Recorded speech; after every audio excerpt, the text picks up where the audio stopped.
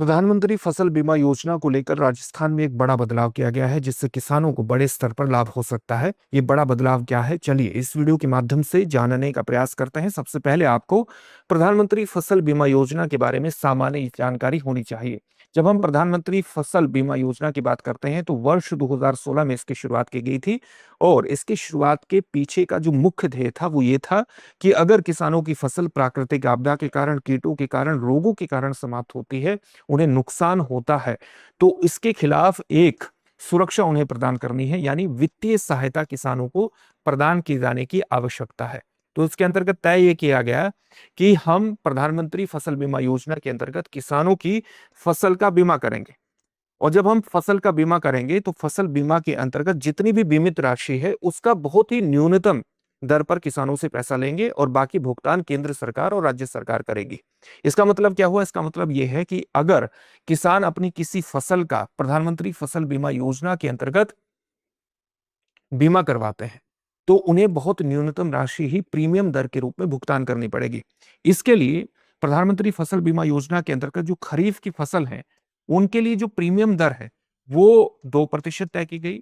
रबी की फसल के लिए प्रीमियम दर 1.5% तय की गई। और जो उद्यानिकी यानी हॉर्टिकल्चर से जुड़ी हुई फसल है, जैसे सब्जियां हैं, फल फूल हैं, उनके लिए ये प्रीमियम दर 5% तय की गई। इसका मतलब क्या हुआ? इसका मतलब ये है कि अगर कोई किसान है और वो अपनी बाजरा की फसल के लिए 1 लाख का बीमा प्रधानमंत्री फसल बीमा योजना के अंतर्गत करवाता है तो उसे केवल कितना भुगतान करना पड़ेगा? बाजरा की फसल कौन सी फसल है? बाजरा की फसल एक खरीफ की फसल है। और खरीफ की फसल के अंतर्गत जो प्रीमियम दर है वो केवल 2% की है। इसका मतलब यह है कि किसान को केवल 2,000 रुपए की राशि ही प्रीमियम दर के रूप में भुगतान करनी पड़ेगी। बाकी राशि का जो वहन है वो केंद्र सरकार और राज्य सरकार मिलकर के करेगी। लेकिन इस योजना में एक समस्या थी। समस्या क्या थी? कि किसान जब अपनी फसल का बीमा करवाता था तो उसे बीमा पॉलिसी मिलने में कई बार हफ्तों का समय या कई बार महीनों का समय लगता था। इससे जब उसको पॉलिसी डॉक्यूमेंट हासिल होता था तो पॉलिसी डॉक्यूमेंट में अगर नाम में किसी तरह की त्रुटि है, नाम में किसी तरह की गलती है, खसरा नंबर में त्रुटि है या खाता नंबर में त्रुटि है और उससे पहले ही फसल खराब हो गई है, तो उसे अपने फसल के जो दावे हैं, जो बीमा का दावा है, जो इंश्योरेंस क्लेम है, उसे हासिल करने में परेशानी का अनुभव करना पड़ता था, परेशानी होती थी उसे। सरकार ने इस समस्या का समाधान किस प्रकार से किया है? सरकार ने ये कहा है कि अगर जब भी किसान अपनी फसल का बीमा करवाता है तो उस किसान को 7 दिन के भीतर आपको बीमा पॉलिसी देनी होगी। 7 दिन के भीतर बीमा पॉलिसी देनी होगी। अगर किसान के पास केवल 7 दिन के भीतर पॉलिसी डॉक्यूमेंट आ जाता है और वो उसमें अपने नाम को चेक कर लेता है, अपने खसरा नंबर को चेक कर लेता है, अपने खाता संख्या को और अन्य डिटेल्स को चेक कर लेता है, तो समय रहते इनको ठीक करवा सकता है और उसकी बीमा क्लेम को किसी प्रकार का देरी या परेशानी का सामना नहीं करना पड़ेगा। अगर उसकी फसल खराब होती है और बीमा क्लेम वो करता है तो उसको किसी तरह की इस तरह की त्रुटियों के आधार पर परेशानी का सामना नहीं करना पड़ेगा। तो ये एक बहुत बड़ा बदलाव किया गया है। दूसरा बदलाव क्या है? दूसरा बदलाव यह है कि किसान की जो नुकसान हुआ है फसलों का, उसका आकलन किस प्रकार से किया जाए, उसमें मानवीय त्रुटियों को किस प्रकार से समाप्त किया जाए। तो मानवीय त्रुटियों को समाप्त करने के लिए एक तकनीक का इस्तेमाल किया जाएगा जिसको हम येस्ट के नाम से जान रहे हैं। येस्ट का मतलब क्या हुआ? Yield estimation system through technology. यानी आप फसल का आकलन करने में टेक्नोलॉजी का प्रयोग करेंगे। टेक्नोलॉजी का किस प्रकार से प्रयोग करेंगे? मान लीजिए अगर 5,000 हेक्टेयर से ज्यादा का बुआई क्षेत्र है तो आप व्यक्तिगत रूप से 50% तो व्यक्तिगत रूप से फसल कटाई करके जानेंगे कि कितना नुकसान हुआ है। मान लीजिए कोई फील्ड है, इतना बड़ा फील्ड है, आप उसके एक टुकड़े पर जाकर के कटाई करेंगे और इस कटाई से इस पूरा यहां पर पूरे की पूरी उपज का आकलन कर लेंगे। 50% आकलन तो आपका इस प्रकार से होगा। और 50% आकलन आपका किस प्रकार से होगा?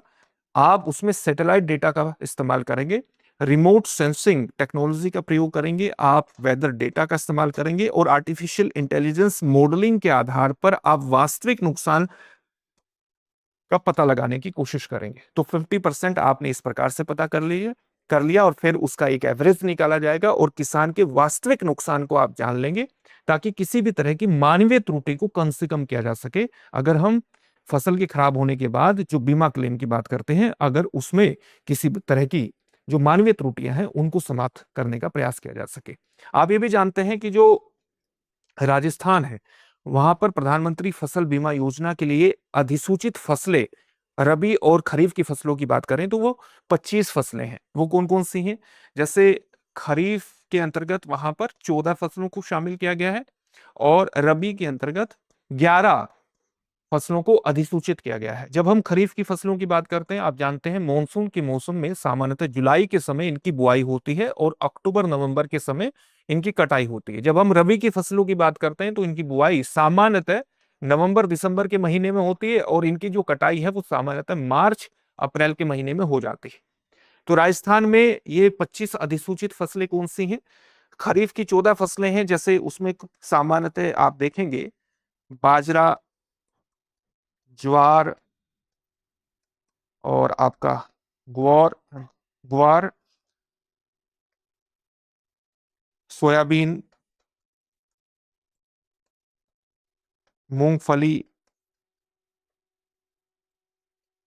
तिल,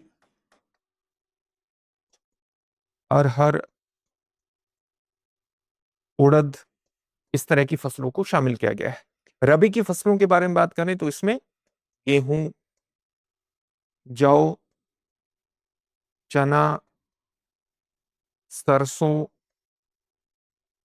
जीरा, धनिया या इसबगोल, इस तरह की फसलों को शामिल किया गया है। ये अधिसूचित फसलें हैं जहां पर आप, जो कि प्रधानमंत्री फसल बीमा योजना के अंतर्गत शामिल की गई है।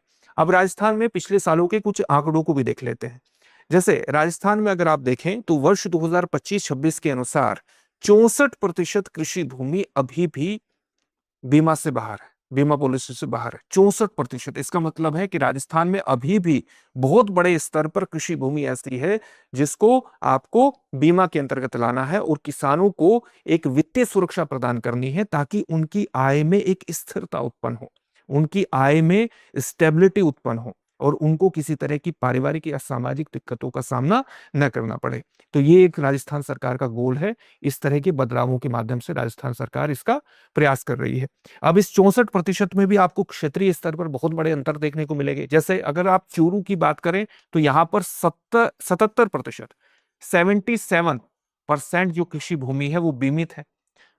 और अगर आप धौलपुर की बात करें तो यहां पर केवल 5% है।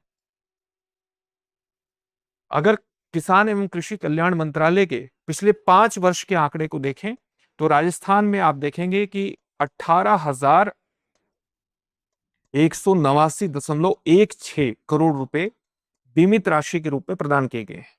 बीमा क्लेम जो किया गया था बीमित राशि के रूप में प्रदान किए गए हैं। लेकिन इस बीमित राशि में भी एक बहुत बड़ा अंतर है। सबसे ज्यादा आप जानते हैं कि यहां पर कृषि भूमि को बीमित किया गया है तो सबसे ज्यादा ये जो राशि है इसका भुगतान यहीं पर किया गया है। और सबसे कम भुगतान कहां पर हुआ? सबसे कम भुगतान आपको करौली और धौलपुर में देखने को मिलेगा। और इन दोनों की राशि में एक बहुत बड़ा अंतर है।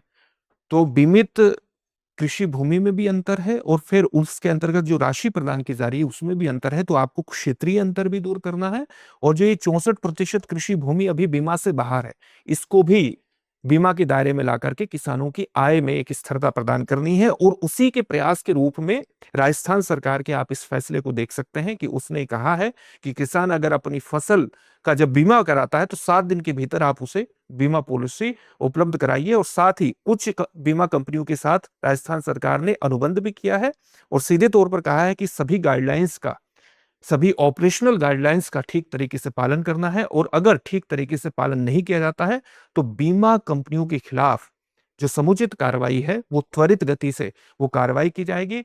और अगर बीमा कंपनियों के द्वारा समय पर किसान से मान लिया उसने प्रीमियम उसके खाते से काट लिया है, किसान के खाते से प्रीमियम काट लिया, लेकिन राष्ट्रीय फसल बीमा पोर्टल पर उस प्रीमियम को आपने एंट्री नहीं की है, उसकी प्रविष्टि नहीं की है, और उसके बाद किसान को किसी तरह का फसल का नुकसान होता है और वो दावा करता है, तो दावे की सारी राशि बीमा कंपनी को अपने खाते से अपने पैसों से भरनी पड़ेगी। ये भी एक बड़ा बदलाव किया गया है राजस्थान सरकार के द्वारा। अब इससे जुड़े हुए एक प्रश्न को देखेंगे, लेकिन उससे पहले इस बात को ध्यान में रखना है कि अगर आप प्रीलिम्स और मेंस की इकट्ठी तैयारी कर रहे हैं, तो आरएएस फाउंडेशन बेस्ट दृष्टि संस्थान का आपके लिए विशेष रूप से उपयोगी होगा। ऑफलाइन मोड और ऑनलाइन मोड दोनों में उपलब्ध है। ऑफलाइन मोड की क्लासेस जयपुर में है, ऑनलाइन मोड की क्लासेस जयपुर क्लासरूम से लाइव मिलेंगी। 20 से 22 माह में संपूर्ण पाठ्यक्रम का कवरेज है। 1 वर्ष की आरएएस प्रीलिम्स की टेस्ट सीरीज निःशुल्क है। 3 वर्षों तक ऑनलाइन क्लास को जितनी बार चाहे उतनी बार देख सकते हैं। तो अभी एडमिशन लेने के लिए डिस्क्रिप्शन में दिए गए लिंक पर जाइए और अपने आप को रजिस्टर करा दीजिए। दृष्टि लर्निंग ऐप को डाउनलोड कर लेंगे तो इस तरह की सुविधाओं का लाभ उठाना आसान हो जाएगा। किसी भी तरह का डाउट हो तो 8750187501 पर आप कॉल कर लीजिएगा। अब आज के प्रश्न को देखते हैं। प्रश्न क्या है? राजस्थान में नई व्यवस्था के तहत फसल बीमा पॉलिसी कितने दिनों में जारी करना अनिवार्य कर दिया गया है? 3 दिन, 5 दिन, 7 दिन, 15 दिन या अनुत्तरित प्रश्न है। इस प्रश्न का उत्तर कमेंट बॉक्स में कमेंट करके जरूर दीजिए। फिर से नए सेशन में मिलेंगे। धन्यवाद। अब एग्जाम की तैयारी को और बेहतर करने के लिए हमारे चैनल को लाइक, शेयर और सब्सक्राइब करना ना भूलें।